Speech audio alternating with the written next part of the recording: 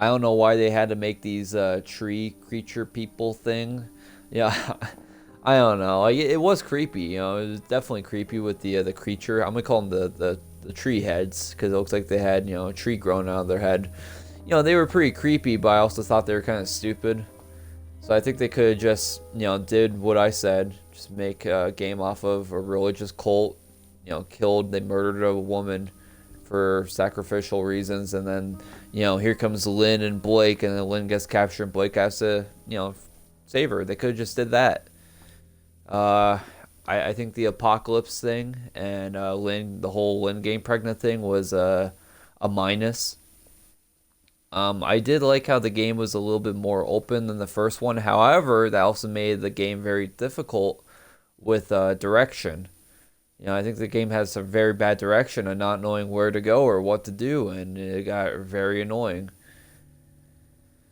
So, you know, there's that. Uh, the stealth seemed a lot better than in the first game. I didn't really like the stealth in the first game. The stealth definitely seems better in this game than it did in the first game. Uh, and really, that's really it. I give the game 6.5. I got really frustrated with this game with you know, dying. Like seriously, if you make one wrong turn, you're dead, and it really takes you out of the game. You know, if this game is supposed to be a scary game, very scary game. So like Resident Evil is more survival horror, and I look at this game as horror. You know. Like in this game, the only supplies you need is a battery and you know, bandages. That's all you need. This game really isn't a survival horror game. It's a horror game, you know. It's not like Silent Hill or Resident Evil. So when you're making a straight up horror game and you're trying to freak out the players as much as you can, but instead they just keep on dying over and over and over again because of cheap kills, because you make one false little like if someone's chasing you from behind and you make a wrong turn and, you know, the enemy gets closer, it would make it a lot more scary. But instead, in this game, if you make one little false move, if you make a left turn, like at the very end of the game, I made it one little left turn, and then you know, that was the wrong turn to make, and then I died. And I'm like, okay, now I'm not scared anymore because I cheaply died. You know, the game cheated me out, and I died.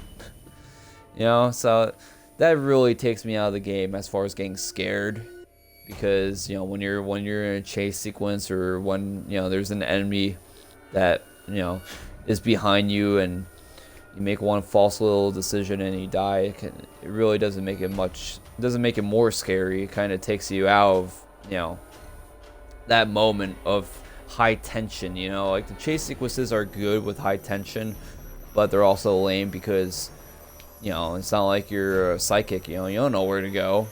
And again, that's with the direction of the game.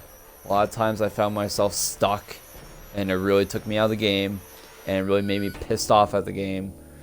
And you know, so I would actually say, you know, Outlast 1 I did enjoy, and I would give that game, I don't know, like a 7.5.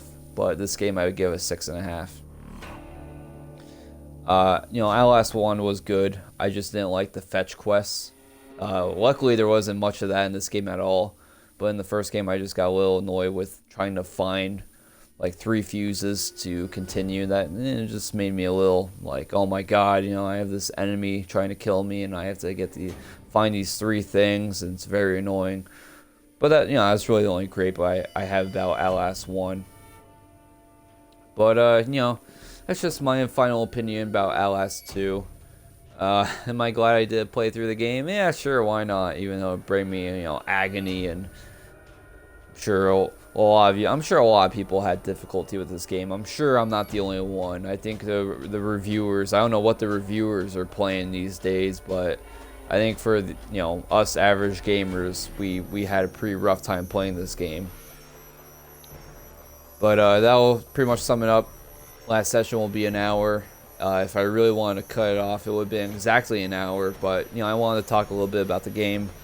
So we're about 63 minutes in for session 5 of Outlast 2, and that'll be the end. That'll be the end of my second playthrough here on my channel. This was my Outlast 2 playthrough. So I hope you guys enjoyed, and As always, if you guys would be so kind to like and subscribe, I would very much appreciate, and I hope you enjoyed Outlast 2. Thank you guys very much.